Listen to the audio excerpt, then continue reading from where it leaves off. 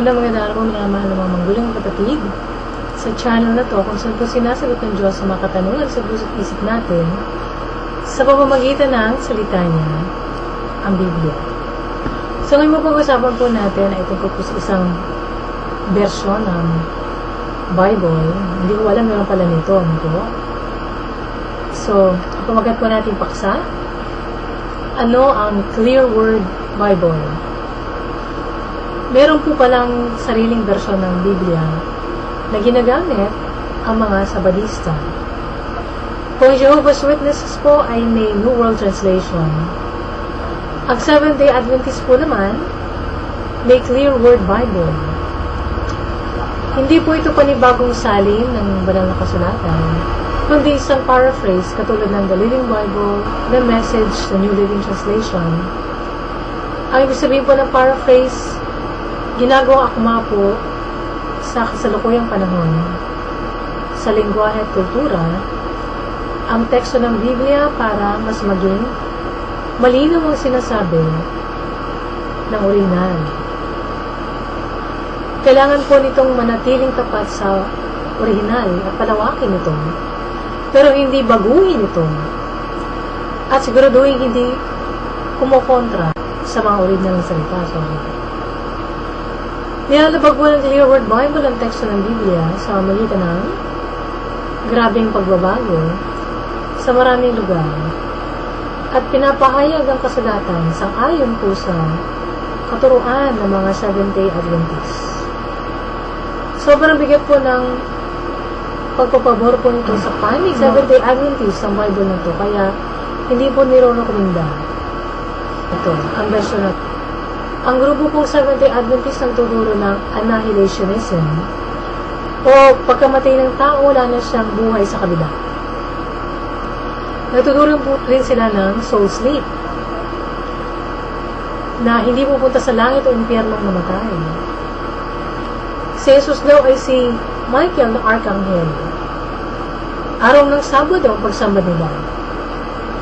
Ang mga araw po na to ang binibigyan din po ng Clear Word Bible.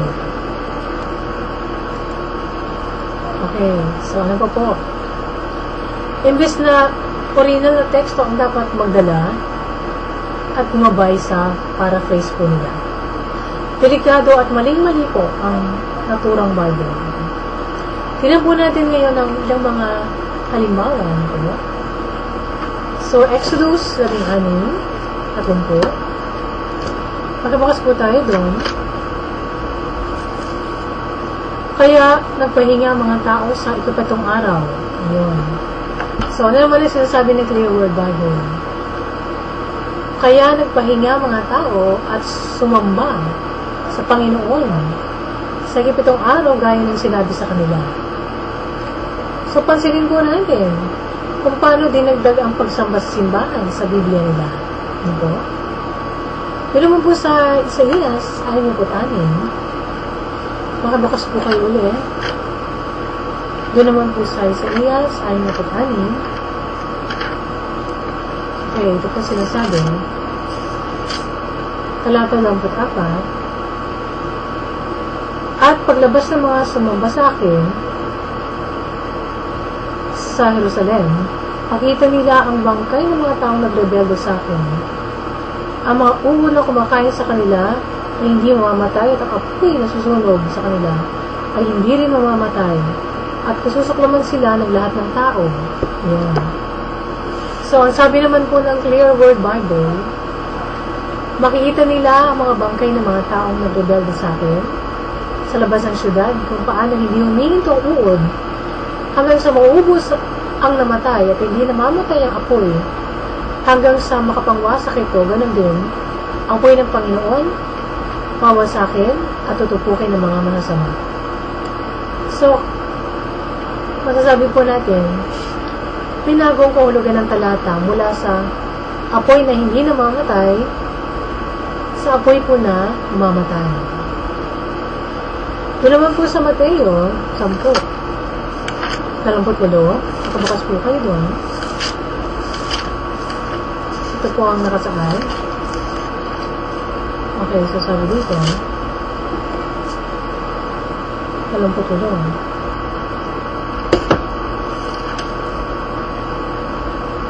Yun. Huwag kayong matakot sa mga gustong pumatay sa inyo. Ang katawan nilang kaya nilang patayin, pero hindi ang inyong kaluluwa.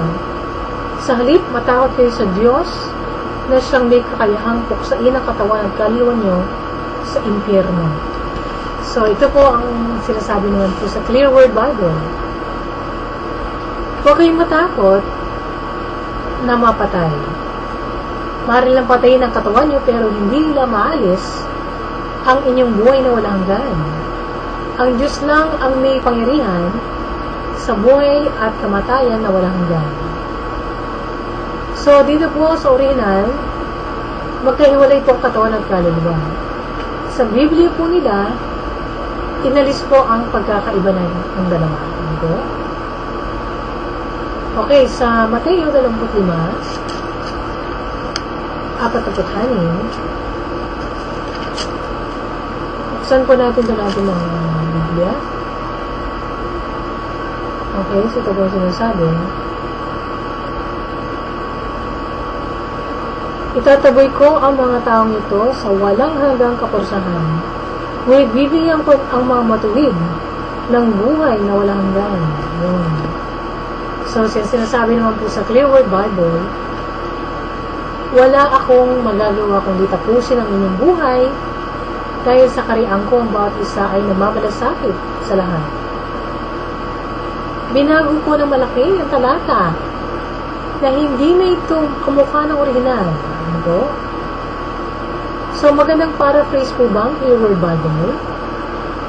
Hindi po dapat sinusuportahan ng Seventh-day Adventist. Ang hindi magandang paraphrase na ito, dapat tanggalin na nila sa mga bookshelf po nila. Ito. Hindi lang nakita ng malinaw. Kahit na sinasabi nilang clear word. Hindi nakita ng malinaw para gawin ito na tanggalin na sa mga bookshelf. Kasi po mas interesado po sila na i-promote ang mga doktrina nila kaysa maging totoo po sila sa kasulatan. So, yan po ang Clear Word Bible. So, sa lahat po ng mga kulto, yan po ang isa sa mga palatandaan na meron po silang doktrina. Ano po? Doktrina hindi galing po sa Bible. May sarili silang mga teaching. No? Yun po ang mapapansin niyo po sa mga kulto. So, nung last week po, ang ating pong tinalakay ay tungkol po sa Kingdom of Jesus Christ ni Apollo Kibuloy. So, yung grupo rin po niya ay matatawag po natin kulto. Yun, kasi isa po sa mga palatandaan ay meron po silang sariling doktrina na wala po sa Biblia o hindi po tinuturo sa Bible. No? So, puntahan po natin ang Juan 8:31. So, paano po ba natin malalaman na isang tao o grupo ng mga tao, sila po ay talagang naglilingkod sa Diyos? Ito po nakasulat naman. Basahin po natin. Puntahan po natin para makita po natin ito. Ito ang sinasaad. Sinabi ni Jesus sa mga taong sumasampalataya sa Kanya, kung patuloy kayong susunod sa aral ko, totoo ngang mga tagasunod ko kayo. Ayan. So, yung pala po ang batayan, para malapyan natin na isang tao o isang samahan o isang grupo ay tagasunod ni Kristo. Dahil po, yung aral po nila ay aral ng Panginoon. Po? Hindi po sila nagdadagdag sa Bible na nag-invento ng sarili nilang doktrina. Yun. So, siguro susunod po natin naman pong titingnan o atin naman pong pag-uusapan ay tungkol po sa grupo po ni Herbert W. Armstrong na Worldwide Church of God. So, yung mga kulto po ay yung mga kahawig po ng sangkakristyanuhan na binabanggit din po ang Panginoong Jesucristo, pero yung teaching po nila, iba. Ano? So, papangalanan ko na po yung mga grupo na yon para kayo po yung makaiwas sa kanila at hindi nyo na po entertainin yung mga nababahay-bahay na gusto kayo kunyaring bahaginan ng salita ng Diyos. May dala rin po silang Bible, pero hindi po nila tinuturo ang katotohanan ng Diyos na binigay po sa atin, iniwan sa atin ng Panginoong Jesus.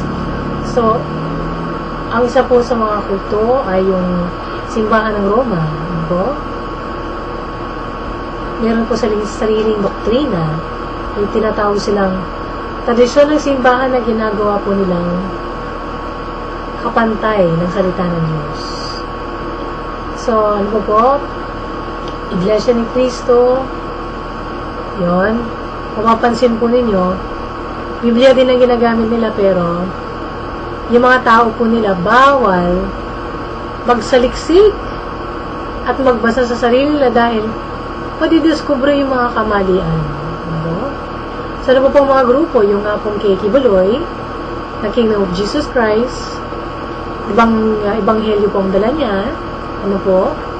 Siya po ay isang halimbawa ng tinatawag na false Christ ng Panginoon sa Mateo 24. So, ano po yung ibang mga kulto? Jehovah's Witness. Ano po? So, yung Jehovah's Witness, tinatanggi na Diyos si Jesus. Yun namang Seventh-day Adventist. Napag-aralan na po natin dito yung mga ngayon, yung teaching nila, no? Saka meron po akong video na nauna po dito na matagal ko na pong ginawa tungkol po sa Seventh-day Adventist. Yun. So, yung Mormonism, isa rin pong kulto yan. No? Ang pangalan po ng church nila, Church of Jesus Christ of the Latter-day Saints. Ano po? Pero ang tuturuan nila, hindi po yung nasa Biblia. May sarili po silang libro. Ano po? So, ano po yung mga kulto? Ano ba kaya? So, yung mga kaila David Koresh, yung mga noong panahon, no, yung mga lumabas sa mga kulto, yung mga Children of God. So, tayo po mag-ingat. Kasi po nasa spiritual po na pakipaglaban tayo. Ano po? So, gusto ng Diablo, marami po siyang matangay sa impyerno. Ang ginagamit po niyang paraan, gumagamit po siya ng mga leader ng mga kulto na nangangaral po ng kasinungalingan. Ano po? Yun. So, mag-ingat po tayo sa mga panahon na to, hindi lang sa panahon na to. Sa simula pa lang, ano po, nandyan na yung pagsusumikap po ng mga kampo ng kadiliman na iligaw ang mga kaluluwa po ng mga tao. No? Imbis po na matuntun po natin ang daan papunta sa langit, niligaw po tayo. So, isa lang po ang daan patungo sa langit. Yan po ang bugtong na anak. Si Jesucristo. Wala na po ibahan po. Kung gusto niyo pong malaman ano po ang katotohanan, si Jesucristo po ang katotohanan. Ano po? Hindi po relihiyon ang daan patungo sa Diyos, kundi isa pong tamang relasyon sa Diyos na buhay sa magitan ng kanyang bugtong na anak na Jesucristo. So, kung kayo po ayaw nyo na pong lokohin kayo ng mga tagapagturo, ng mga hindi naman salita ng Diyos talagang pinapangaral, bagamat inaangkin po nila na dala nila ay salita ng Diyos din. Ngayon po, ini-invite po kayo ng Diyos na makasali po sa kanyang kaharian. Pagsisihan po natin ang mga kasalanan po natin, 180 degrees turn. Ano po? Kailangan po natin humingi ng tawad at talikuran ng mga kasalanan na to dahil ang Diyos po ay banal, makatarungan. Ano po? So, hindi po siya makatiis tumingin sa kasalanan dahil siya po'y banal. Kung matatandaan niyo po, napalaya sina Adan at Eva sa paraiso. Dati may magandang ugnayan sila ng Diyos. Pero nung sila po ay nahulog sa kasalanan, dahil sinunod nila po ang tinig ng Diablo, sila po ay nahiwalay sa Diyos. Ang tanging paraan para makabalik sa Diyos, magsisi o tumalikod sa kasalanan at tanggapin si Jesucristo bilang Panginoon tagapagligtas. So, ang nilaan ng Panginoon na paraan para malunasan ang kasalanan ng tao, mahugasan tayo sa lahat ng karumihan at kasalanan natin, ay ang banal na dugo ni Kristo Jesus. Wala na po iba. Hindi po tayo maliligtas po ng pagsali natin sa isang sekta ng relihiyon. Hindi po tayo maliligtas ng sarili nating mabubuting gawa. Kailangan po natin ang tagapagligtas. Yun po ang dahilan kung bakit nabayubay sa krus si Jesucristo. Binayaran niya ang ating mga kasalanan. Ang parusa ng kasalanan po ay kamatayan. So, nakipagpalitan po ang Panginoong Yesus sa atin. Imbes na tayo po ang mapahamak, ang tumanggap ng parusa, dahil kahit na parusahan tayo, hindi naman po na tayo malilinis sa kasalanan natin. Ano po? Kailangan po yung mapaparusahan, inosente. Yan po ang Panginoong Jesucristo. Ang Diyos, bumaba ng katuwang tao para mapagpalitan sa atin nang sa ganun tayo po ay mabawalang sala ng Diyos. Matanggap po niya tayo sa kanyang kaharian. So ngayon po, sumunod po kayo sa panalangin na to ng pagsisisi at pagtanggap kay Kristo Jesus bilang sarili nating Panginoon at tagapagligtas na ating ganoon. Tumulog po tayo sa Diyos. Lord God, maraming po salamat, Panginoon. Narinig ko ngayon ang magandang balita na ako po'y maliligtas lang po kung ako po'y magsisisi sa mga kasalanan ko at tatanggapin ko po ang inyong buntong na anak na si Jesus bilang sarili kong tagapagligtas sa Panginoon na aking buhay. Lord God, patawarin niyo po ako sa aking mga kasalanan. Linisin niyo po ako mula ulong na nalapakan, Panginoon, ng banal na dugo ng inyong buntong na anak. Lord God, pinagsisisihan ko na po, tinalikuran ko na po lahat ng aking mga kasalanan. At Panginoong Jesus, pumasok po kayo sa aking puso. Kayo na po ang magpatakbo na aking buhay, Panginoon. Kayo na po ang maghari, Panginoon. At simula sa araw na ito, Panginoon, ako po'y maglilingkod sa inyo. Mamubuhay ako, Panginoon, para sa inyo lamang. Hanggang sa huling niya. Tinatanggap ko po kayo bilang aking tagapagligtas at Panginoon aking buhay. Panginoon, puspusin niyo rin po ng Espiritu Santo upang maintindihan ko po ang Biblia. May sa pamuhay ko to sa araw-araw, Panginoon. At maging matagumpay ako sa lahat ng mga tukso na lang ng Diablo. Thank you, Lord God. Sa kapatawaran po na aking mga kasalanan, sa kaligtasan ng aking kaluluwa, Panginoon, sa buhay na walang hanggan, may binibigay niyo po sa akin dahil ako po ngayon sumasapalataya sa nag-iisang tagapagligtas sa Panginoon na si Jesucristo. Thank you, Lord God, sa walang hanggang pag-ibig niyo po sa akin, Panginoon, sa napakagandang plano niyo para sa buhay ko, Panginoon. Ito aking dalangin sa matamis na pangalan ni Jesus. Amen. So, kayo po'y nalalangin niya ng buong puso. Magsaya kayo, magtatalong kayo sa tuwa dahil napatawad na ng Diyos ang lahat ng kasalanan niyo. Kahit gaano po kalaki ang kasalanan niyo. So, ipamalitan niyo po sa mga kakilala niyo, mga kapamilya niyo, na Kristiyano na kayo ngayon at papunta na kayo sa langit. So, para kayo po lumago sa pananampalataya, magbasa kayo ng Bible, simulan niyo po sa Gospel of John, para makilala niyo ang Panginoong Jesucristo. Maghanap kayo ng church na kung saan po ang salita ng Diyos ang pinapangaral. Wala pong dagdag, walang bawas, mula Genesis and Revelation. Hindi po sila nagtuturo ng tradisyon ng simbahan, doktrina ng tao, filosofiya ng mundo. At ang mga tao po ay Hindi binabawalan na magbasa ng Bible. Sa sarili nila, hindi sila pinabawalang magbukas ng Bible sa loob ng simbahan. At sa muna po tayo ng church na kung saan po ang tinataas po ang pangalan lang ng Panginoon sa Kristo. Hindi pangalan ng kung sinong santo, hindi pangalan ni Mama Mary, hindi pangalan ni Pope Francis, hindi po pangalan ng pastor, ginagawang appointed Son of God, hindi po ang pangalan ng sekta at reliyon, kundi tanging si Kristo lang dahil siya po ang magdadala sa atin sa langit. Diba? At sa muna po tayo ng church na kung saan ang maling espiritu ang gumikilos sa kalagitnaan, tumutulong sa pagsamba, nagbabago ng buhay ng bawat mananampalataya, gumagawa ng mga kababalaghan at himala sa buhay ng mga tao. At huwag nyo rin kakalimutan ang makipag-usap sa Diyos nang galing sa puso nyo.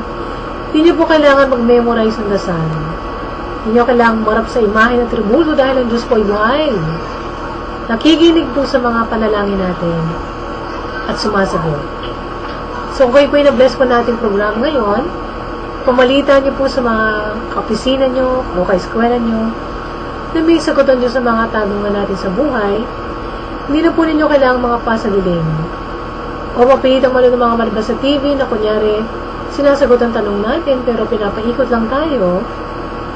Gusto tayong pabilibin sa dami ng alam niya sa Bible, pero gusto lang tayong dalhin sa panibagong sekta. Wala po sa sekta at relihiyon na kaligtasan po natin, kundi nasa tamang relasyon sa Diyos, sa magitan ng kanyang bugtong na anak na si Yesu Kristo. So, kung kayo po ay mga suggestion, feedback, comment, may mga prayer requests o answered prayers, pwede kayo sumulat sa akin, mag-text o kayo mag-tweet, o mag-email kayo. May sulat nyo lang po dyan sa baba, may space po dyan, kung saan kayo pwedeng sumulat, ano po, ano gusto nyo kayong sabihin. Ano po? At buksan nyo rin po yung main page nitong channel ng Panginoon, ano po, na sa akin niya pinagkatiwala. At basahin niyo po doon yung mga ibang comments ko po, ano po. At yung mga, may page po dito na discussion page, kung sino makisali sa discussion, welcome po. At kung kayo naman po ay hinihingi po ng Panginoon na tumulong sa minisa na to, na makiisa po sa ating pagliligtas ng kaluluwa ng Panginoon, welcome po ang inyong panalangin na tulong na pinansyal. Hanggang sa susunod po na pagkikita po natin dito po sa YouTube, sa Diyos lang po ang lahat ng papuri. At pagpalain kayo ng ating mahal na Panginoon.